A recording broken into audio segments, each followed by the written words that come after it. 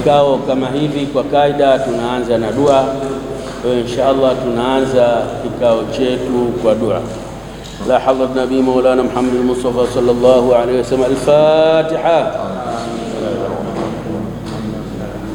يكون هكذا سواك جامع الناس اليوم لا ريب فيه اجمع بيننا وبين حاجاتنا كما جميت أسمائك وصفاتك يا ذا الجلال والإكرام. اهدنا الصراط المستقيم صراط الذين أنعمت عليهم غير المغضوب عليهم ولا الضالين. ربنا تقبل منا إنك أنت السميع العليم وتب علينا إنك أنت التواب الرحيم. ربنا آتنا في الدنيا حسنة وفي الآخرة حسنة وقنا عذاب النار برحمتك يا أرحم الراحمين.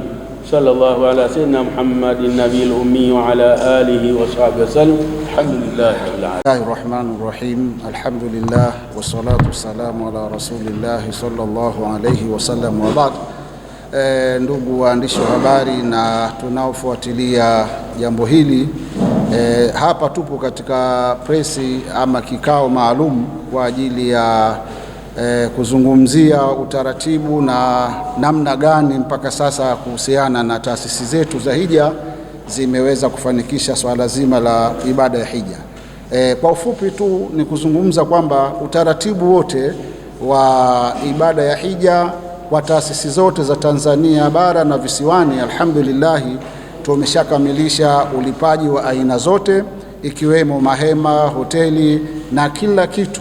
Sasa hivi kikubwa zaidi ni kutaka kuwahimiza tu kwamba mahujaji wetu ambao waliokuwa tayari wapo katika foleni, kuhakikisha kwamba kwa namna tulivyoambiwa na wizara, pasipoti zimeanza kuingizwa katika mfumo ama system kuanzia tarehe 1 na mwisho ni tarehe 8 ili kwa ajili ya kutoa visa. Kwa hivyo tupo hapa leo katika swala zima kabisa la kuwakumbusha watu na hasa wale ambao ni watarajiwa wanaofanya ibada ya hija, basi wajue kwamba utaratibu wa mambo yote ya hija umeshakamilika na sasa hivi tupo katika muendelezo wa kukamilisha mwingine aliobakia. Kwa hali hiyo ni kuwaomba viongozi wa taasisi mbalimbali kuhakikisha kwamba pale ambapo bado hawajafanikisha basi wakamilishe kwa ajili ya kuhakikisha kwamba zoezi zima la mahujaji wanaenda kutekeleza ibada ya hija. Pamoja na kuwa sasa hivi kuna utaratibu ambao upo, tunataka mahujaji wafahamu. Sasa hivi kunatakiwa vipimo kwa mahujaji wote.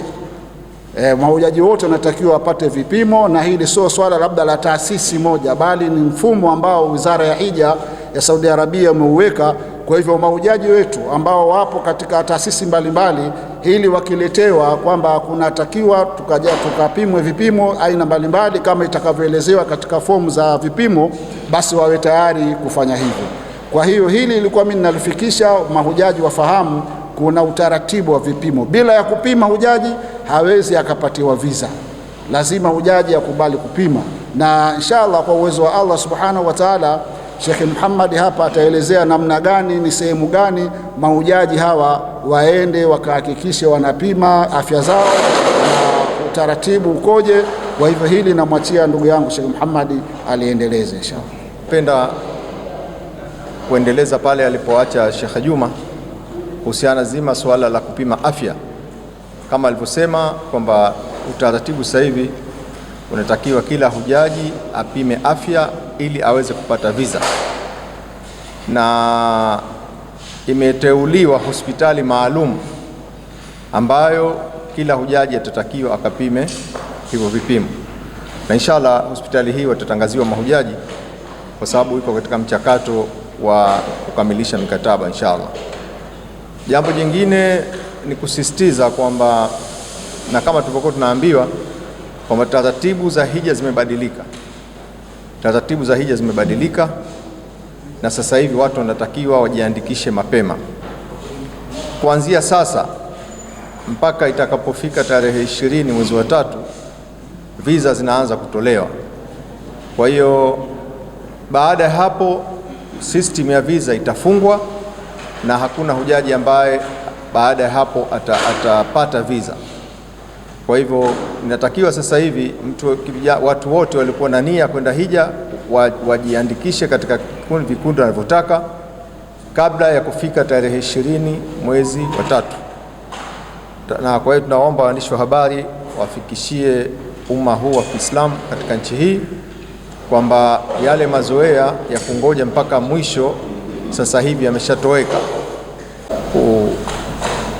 Kuomba kwamba serikali au Wizara ya Mambo ya Ndani ijitahidi sana kufanyia haraka kutoa pasipoti au hati za kusafiria kwa mahujaji, na mahujaji wetu ambao bado hawajapata pasipoti, basi muda wa kuomba pasipoti ni huu, lakini vile vile muda wa kulipia ni huu.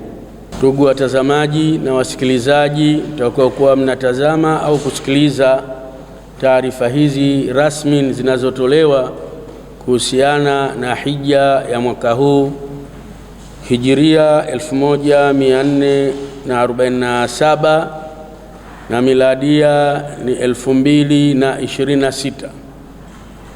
Kwa hakika utaratibu mzima wa hija umebadilika sana. Kauli mbiu ya Mufti inasema tubadilike, na hapa Waislamu wote wa Tanzania wabadilike katika utaratibu wa kwenda hija. Wale wote ambao wametiania na wako tayari wanatakiwa walipe haraka iwezekanavyo, vinginevyo hao watakuwa ni mahujaji wa mwakani. Sasa hivi tumefikia hatua ya kutakiwa kuingiza pasipoti zetu katika mfumo ambao ndio utaruhusu kutolewa visa. Kwa hiyo huna passport, harakisha sana upate passport uingizwe kwenye mfumo. Na mfumo huu unaingizwa sambamba na vyeti vya hospitali vya upimaji wa afya. Kuna maradhi kadhaa ambayo yameorodheshwa. Wenye maradhi hayo sasa hivi watakuwa hawawezi tena kwenda hija, labda kwa kibali maalum. Halikadhalika umri ushaanza kuzungumziwa, zaidi ya miaka 60 inaweza ikawa ni muhali kwenda hija. Kwa hiyo tujitahidi sana, wale ambao makusudio yao ni kwenda hija wajiandikishe, walipe, watengeneze hati ya kusafiria ambayo ndo passport, ikiambatana na vyeti vya afya vinavyohitajiwa na mamlaka husika ya Saudi Arabia inayoshughulika na mambo ya hija. Sisi wa Tanzania tumepata nafasi 20,000.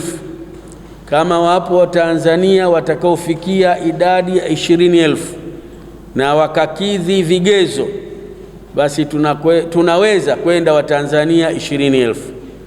Lakini tuombe Mungu, mpaka sasa 4,000 hatujafika. Inna lillahi wa inna ilaihi raji'un.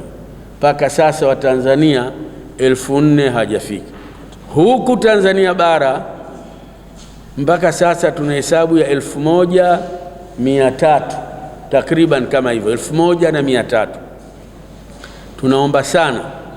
Tunaomba sana kwamba wale wanaokusudia kwenda hija walipie, ili kuna pande mbili, wao wenyewe waweze kwenda hija, lakini pia wapunguze mzigo ambao taasisi zimebeba.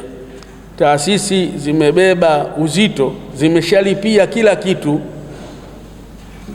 Wapo waliosema wanakwenda itapeleka mahujaji 200, wapo 150, wapo 100, wapo 50, lakini mpaka sasa hata nusu, 50% hatujafikia. Nilikuwa nimeona jadwali hapa, inaonekana ni 45%. Vinginevyo maana yake ni kwamba kama Waislamu hawatajitokeza kwa haraka, basi mwakani hizi taasisi nazo zinaweza zikapunguza idadi. Ukakuta watu wanataka kwenda lakini wakashindwa kwenda kwa sababu idadi tuliopeleka ya kuomba ikawa watu wamepunguza. Kwa hiyo baada ya kusema hayo, nasisitiza kwamba wale wote ambao wametiania ya kwenda hija, na kuna kipengele B wale wote ambao wametiania kuwapeleka watu kwa sababu moja au nyingine.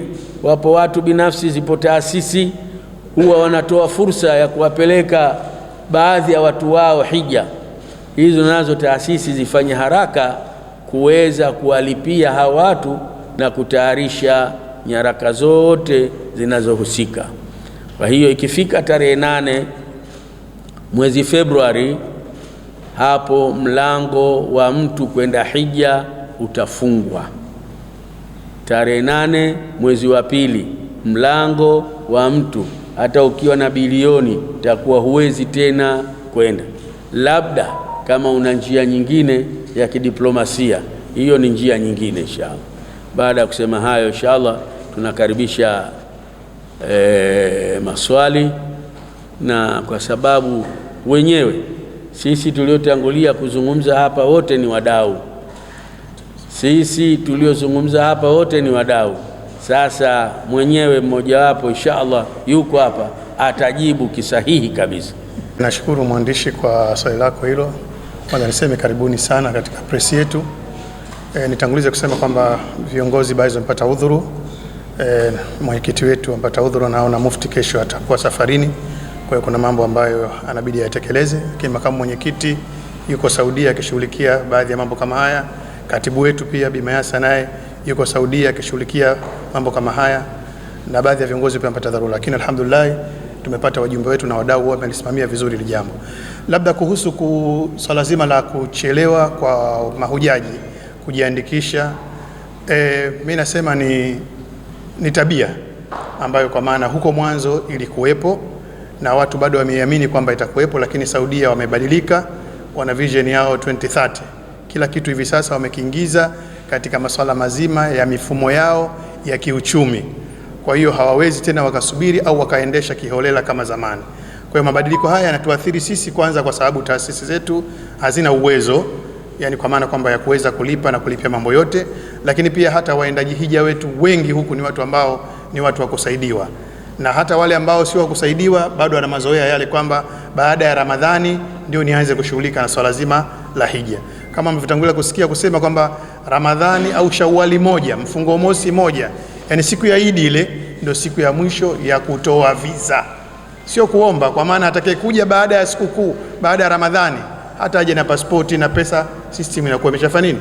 Imeshafungwa kule. Tunatamani sisi kuwapokea, lakini tunajitahidi sana kuhamasisha na kama hivi kuweka press kuwakumbusha wapi tupo na wapi tunatakiwa tubadilike. Kikubwa zaidi hamasa ziendelee na waandishi muwafikishie na mashehe na kila taasisi mnayoiona hapa imeshazunguka sehemu nyingi sana, imeshafanya makongamano mengi sana, imeshafanya mihadhara mingi sana kwa ajili ya kuhamasisha. Lakini bado utayari wetu au mabadiliko yetu kama tunavyojua, wakati mwingine hata kwenda kuomba NIDA ukiambiwa kesho ndio mwisho, tunajua Mtanzania anavyokuwa. Siku ya mwisho ndio utakuta foleni kubwa, au tumeshazoea kwamba muda uongezwe. Kwa hiyo ni mabadiliko ambayo ni ya jumla ambayo natakiwa Watanzania tuwe nayo.